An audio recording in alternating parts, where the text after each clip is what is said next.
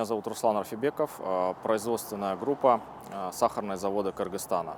В настоящее время у нас работает два сахарных завода, это КНД «Кант» и Кашой, акционерное общество.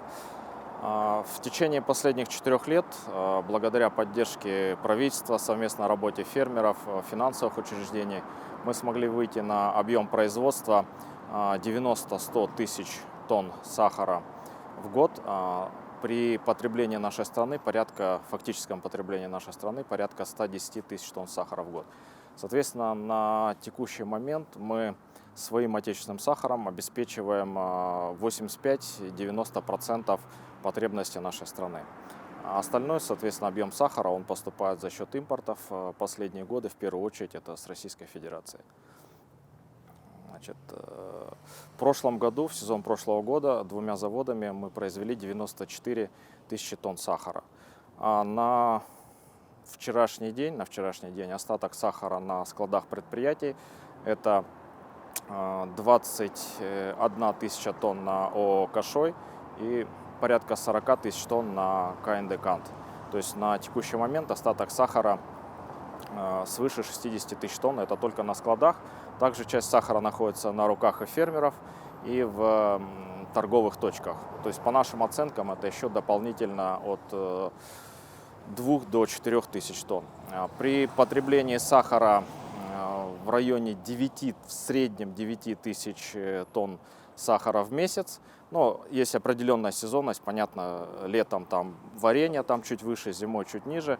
Соответственно, мы обеспечены запасы сахара в стране, которые сейчас находятся, их, соответственно, обеспеченность запасами сахара до сентября месяца включительно. В сентябре месяце у нас начинается уже новый сезон переработки. Соответственно, к сентябрю мы должны вот этот весь сахар реализовать, чтобы очистить склады. И в сентябре месяце уже будет сахар сезона 2020 года. Посевная кампания у нас началась с февраля 2020 года. Соответственно, я думаю, что ориентировочно, как правило, сразу после праздника, после Науруза, фермеры уже приступят к посевам. Вопрос цены. Я думаю, этот вопрос также всех волнует, но ситуация такая. Последние 2 года в Российской Федерации наблюдается очень большое перепроизводство сахара, и в сезон, соответственно, дополнительно к тому объему сахара, который мы производим, достаточно поступал высокий импорт, поэтому цена сахара, соответственно, в осенне-зимний период она снижалась и, скажем, и была ниже уровня себестоимости нашего производства. На данный момент, соответственно, в связи с тем, что Россия прекратила производство, то есть у них нет проблем со складами, то есть они уже весь сахар, который произвели, сложили, а также более высокими колебаниями доллара по отношению к российскому рублю, цена на сахар в России и в Казахстане выросла, соответственно, у нас тоже идет эта сезонная корректировка цены. То есть сахара дефицита нет, а изменение цены оно связано с сезонными корректировками. И на наш взгляд, исходя из статистики прошлых лет, эти колебания они могут достигать в пределах 10%.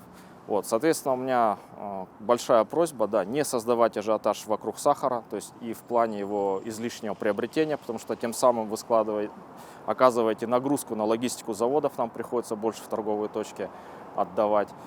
И второе, соответственно, все должны понимать, что рынок сахара у нас открытый, то есть, во-первых, есть продавцы сахара, это сахарные заводы, есть продавцы сахара, это фермеры, которые большую часть в этом году за расчеты получили сахаром, есть импортеры. Соответственно, в случае, если рост цены идет в Казахстане, то автоматически поднимается цена у нас, потому что если у нас цена будет значительно дешевле, наш сахар будет вымываться в Казахстан. И наоборот, если у нас цена под каким-то фактором поднимается и в сопредельных государствах более дешевый сахар, соответственно, объем импорта он увеличивается, и цена она балансирует, исходя из спроса и предложения. То есть поэтому по сахару у нас очень высокая обеспеченность, то есть полностью обеспечена продовольственная безопасность. Каких-то причин, скажем, для волнений или беспокойств нет.